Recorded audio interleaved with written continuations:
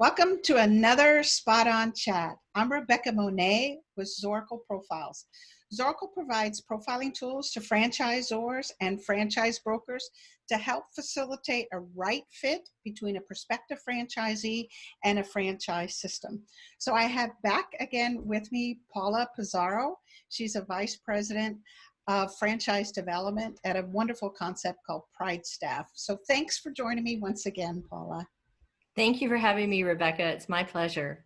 So I always have this final question, and I always keep it at the end so you have time to kind of go, oh shoot, this is a tough one. Like Barbara Walters, she did that.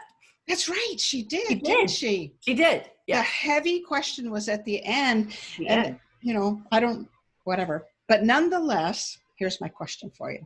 Okay. It's a what if or if only question. Do you have a what if or if only in your life, either looking back or looking forward? And if so, could you share with us what that what if is? I would be happy to. Yay. So, Rebecca, I have been in this industry in staffing since 1980. 40 years. Amazing. That's amazing. I know, crazy. I'm so blessed to have been in this career, but I'm in this career accidentally. So it goes to the what if. Mm-hmm. So I majored in history for 3 years. And then, because back when I was young, when I was in college, I asked my dad, you'll laugh when I tell you this. I said, Dad, what should I major in? My dad said, well, you could be a teacher or a nurse. That's right. Those were the options. Those were my options. So I said, well, I'm scared of blood. So I think I'll be a teacher. And besides, we had teachers in our family. So I thought, I'll be a teacher. Mm-hmm. And then I thought, well, I'll teach history. So I majored in history. And then I decided, like 3 years in, no, I think I'll teach. I'll go younger. So I flipped over to a major in elementary ed. And then by the time 4.5 years had gone by, in school, I had this dawning realization that I didn't want to spend the rest of my career being a teacher. No. Which was not good timing, right? So I thought, well, 4.5 years to figure this out, Paula. 4.5 years, right? So I thought, I love children. I want to have children, but I really would like to be with adults. What could I do besides be a nurse and be with adults? So God bless nurses, by the way. God bless nurses. Because what would we do without them right now? We love you, but we just don't want to be you. Now, right?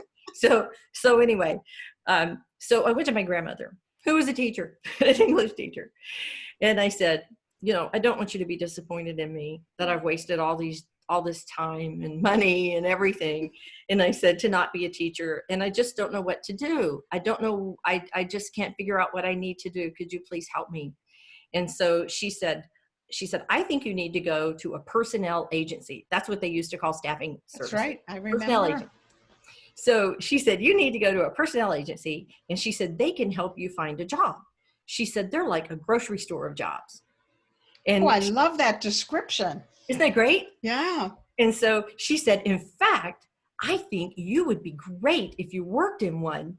And I remember this so vividly. We were sitting in her backyard in Birmingham, Alabama, in these rocking chairs, sitting there, you remember those old iron rocking chairs? Yep, I remember that. And so we're sitting there rocking and she's talking. And she said, I said, well, what do you know about personnel, agencies? You're a teacher. She says, oh, honey, didn't I tell you? She said, I've worked for like the past 12 years for a personnel agency in the summers. Because back then, Rebecca, teachers really got off for 3 months. And so she said I had so much fun. She said, I placed people in jobs and they were so happy and the companies were so happy that I found good people. And she said, you're not going to believe this. She said, but I made more money every year in that 3-month span that I made in my 9 months being a teacher. Now that's a shame. That's a shame for teachers. That's a whole nother topic, talking about the underpayment of nurses. Another generation. It was another generation too. Mm-hmm. So she said, I could see you doing this the rest of your life. You ought to think about that. So I thought, good grief, like I have to go check this out. So I did. And I went to an agency. It was a franchise.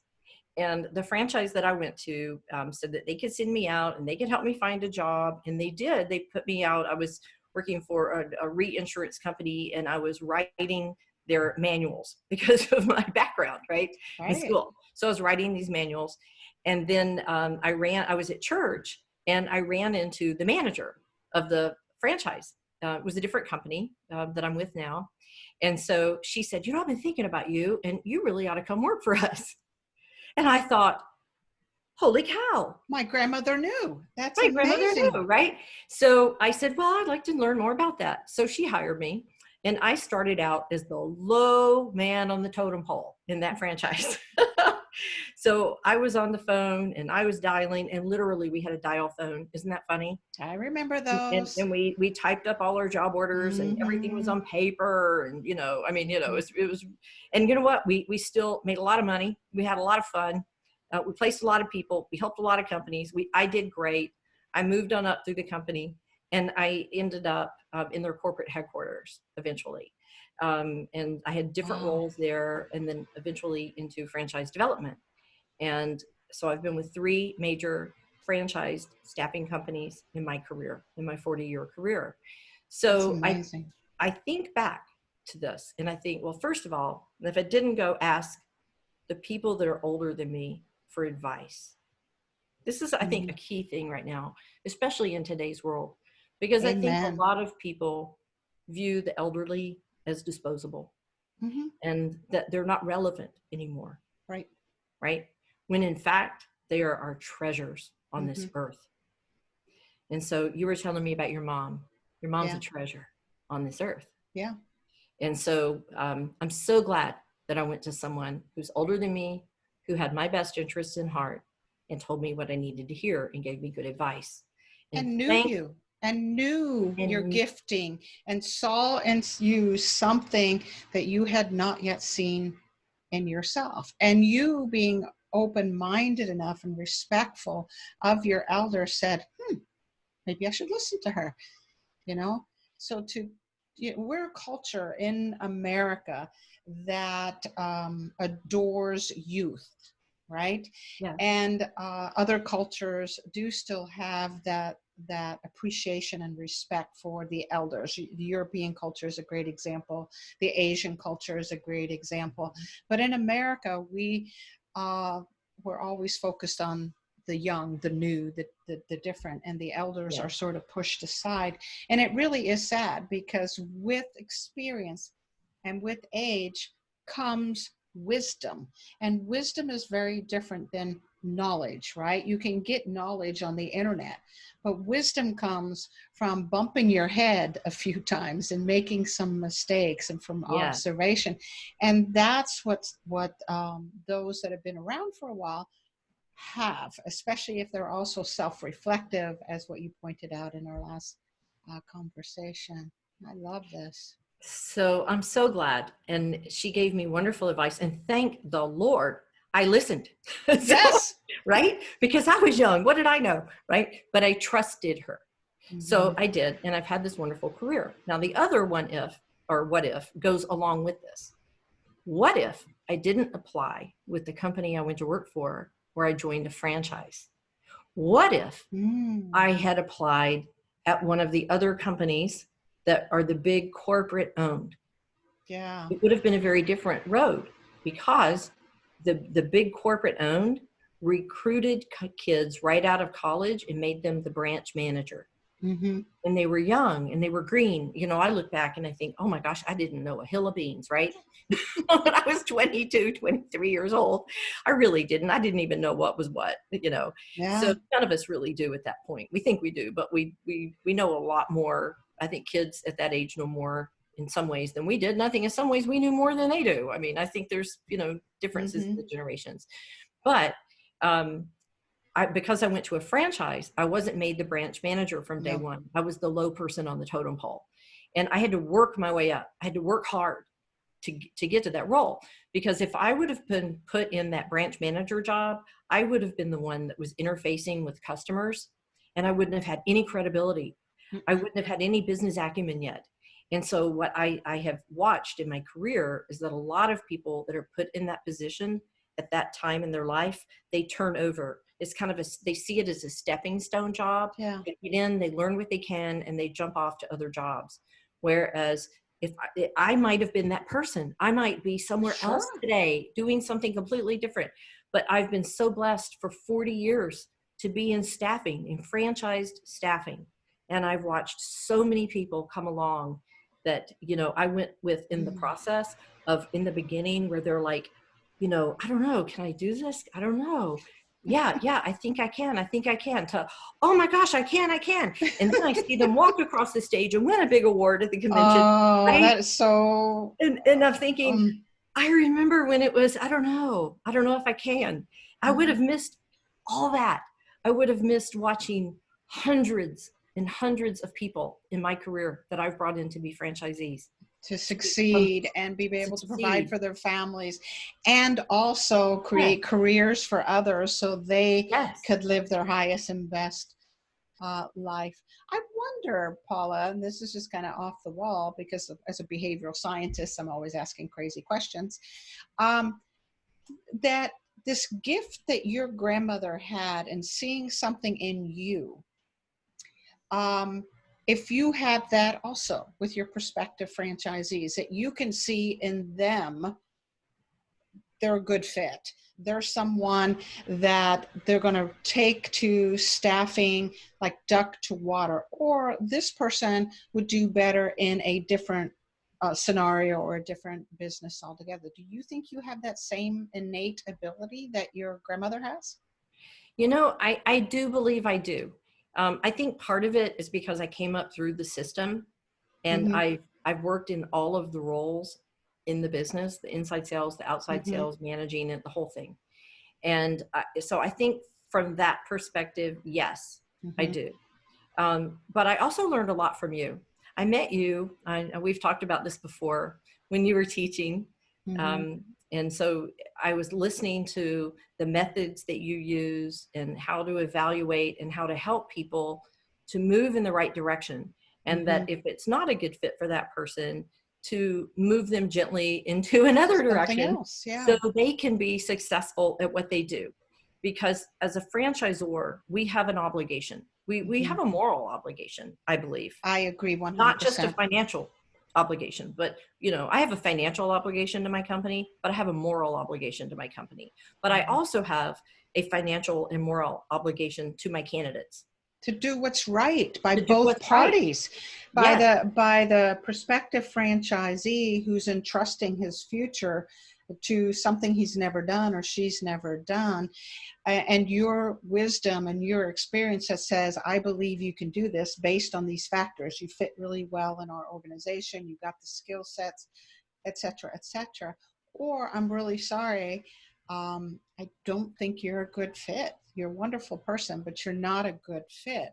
So the last thing you want is to harm either party, the franchisor or a prospective franchisee. So I agree. I think there's a moral obligation to both parties. It's why I'm in the business I am in the profiling business, because not everyone has that innate ability that you have, that came both from experience, but also probably generational, something passed on to your mom. So having a scientific way to kind of assess also kind of helps, but that's a separate story. This is about you. And I like your heart, Paula. I like your heart that says, this is important. This is a big decision for someone to choose PrideStaff, and it needs to be right for them. And as a franchise development person, for you to put your own commissions and own rewards aside that says, this is just not the right person, or this person is, and I'm going to do everything possible to have them see it. Their life savings is on the line. Their kids' college tuition is on the line. Their families are affected by it. And so I have to say that my hat is off to PrideStaff, because I am told that I am not here to sell people. I am here to make good decisions. And when we make a decision about to move forward or not move forward, it's a good decision. And so if we tell somebody, because sometimes we have people that really want to join because it's a great company and we have a great culture. It's a But if great we don't- business. It's a great business. Yeah. And if we don't think they're going to be a fit, we're very kind about it, but we just don't want them to go into this. We want them to help find something that is good for them. So I'm told by our executive team, congratulations for making a good decision, as opposed to, why didn't you bring them in? Right. And so I hope and pray that nobody does that. But, I think human nature takes over sometimes. We do have the desire to win. We've talked about this before, that we like to win, but we have to win the right way. Because if we win at the expense of somebody else, we're really not winning. No, not long term. Not long term. No. And, you it costs everybody. But, I also want to say that nobody's perfect. We all make mistakes. And there are people that can say and do all the right things and have all the right intent to get into a business and to follow the system and do what's suggested to them. But there's a bell curve in life. And, it applies to everything. It applies, we learned about it in school, right? But it doesn't just apply to school. It applies to your job. It applies, if you own a business, it applies to friendships. We have a friendship. It applies to marriages. It applies to everything. And so you're going to have a curve, right? Where you're going to have some people that are going to put more in, some people put less in. And sometimes people can say the right things and then they get in and they're not as successful. But the really good franchise companies are the ones who learn from that. It goes back to learning from it that we've talked about in the past. The self-assessment as a franchisor, the self-assessment as a human being, the self-assessment as a franchisee. All of those pieces are important for us to continue to grow and develop as human beings, as business owners, and as franchise systems. So, Rebecca, I'm going to end my what if with what if I didn't meet you? What if I didn't go through your training? I would not have some of the skills that I have today. I just want to tell you from my heart to yours that I appreciate you and what you do, and that it has helped me in my career. So I've been very, very blessed. I've met so many wonderful people along my way, and I am only here because of all the people that have helped me get here. It's so true. We are meant to be in relationship and to recognize talents in one another and embrace those. We're not islands. So you're going to make me cry. I love you, Miss Paula. I love you too. Thank you so much. I'm very, very honored. Thank you very much for blessing me with this opportunity. No, this is wonderful. You gave so many wonderful nuggets for our listeners, and I appreciate your time today, hon. We'll talk to you real soon. Yes, ma'am. Thank you.